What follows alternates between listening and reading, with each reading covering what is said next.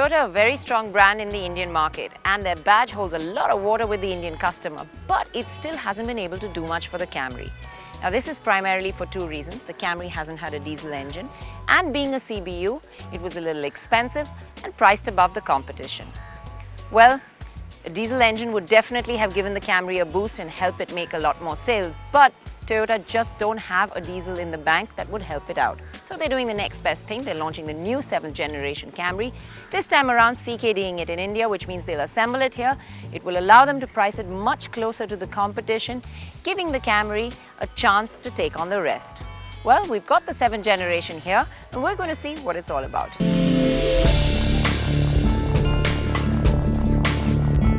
Well, at first glance, it looks bigger and more aggressive than the current car, though the dimensions haven't changed much. Toyota have basically reworked a lot of parts to improve the car in most areas.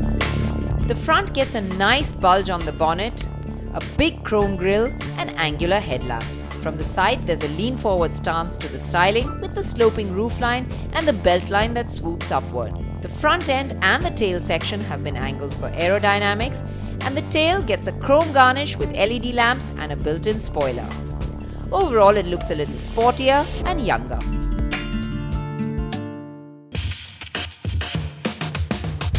The interiors get a generous dose of forward and leather. Quality is improved from the earlier Camry. The front seats are now fully electrical and adjustable.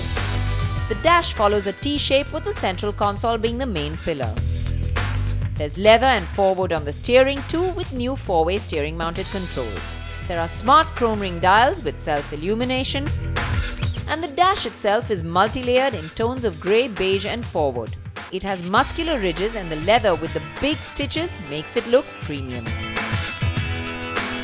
But most people who buy this car will actually spend their time in this back seat. Now, legroom is generous to say the least. In fact, it's really great. And it's wide too, so 3 people abreast are going to be very comfortable in this back seat. The recline angle of the backrest is good too. In fact, it's so far back that it really allows you to get very comfortable in here. You have the central armrest in case there isn't a third passenger. You can access the boot from here. And of course, what I really like are these buttons here. They allow you to adjust the backrest of the seat in front of you or push it all the way forward.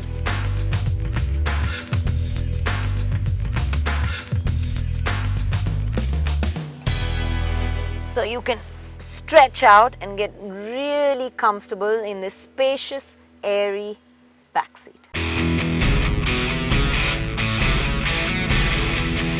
The Camry now comes with a 2.5-litre dual VVTi petrol engine that churns out 181 bhp and 23.75 kgm of torque. The engine is mated to a 6-speed automatic with sequential shift. You fire up this engine and it's really silent at idle, and as you get a move on, it's also quite silky smooth. But push it hard, rev it, and it does tend to get a little thrummy. You start hearing it. It's not an enthusiastic, sporty engine. It likes to cruise comfortably. It's best driven at low revs. Park throttle responses are good, which means driving in the city will actually be very easy in this Camry. This is not to say that the engine is a damn squib. It gets up to 3-digit speeds quite easily and can cruise at those speeds effortlessly. It's just that it prefers a gentle foot rather than a heavy one. The gearbox is a bit lazy. It takes its own sweet time to kick down, like, if I'm cruising at this speed and then I suddenly want to get a move on, and now it gets moving. So you see, it has that little bit of lag, and I would have liked a little bit of a quicker gearbox.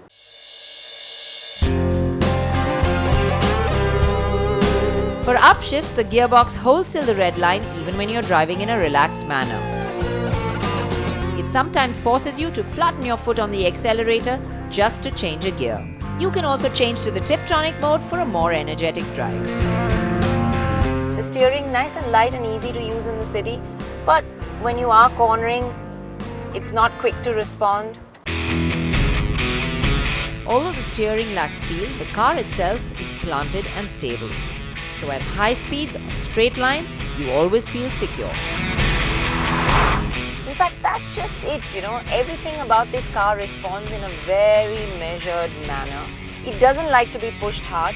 It prefers to cruise and be driven in a comfortable, relaxed manner.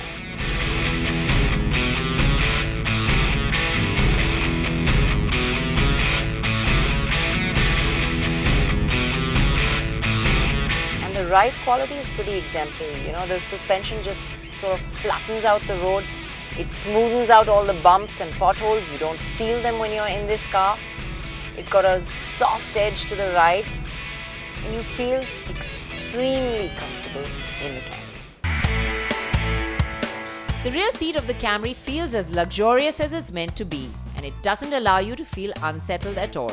It's well insulated, shutting out the world, and long journeys in this backseat will be easy ones. Well, after having driven the Camry for a short while, here's what I feel. The interiors give you a rich premium feel. The car's spacious, it's comfortable, it's smooth. And if I had to describe the Camry experience, well, I'd have to say it's not about being on a thrilling speedboat ride. It's more about being on a cruise liner. It's about luxury, it's about comfort, it's about arriving at your destination in style and in an unruffled manner.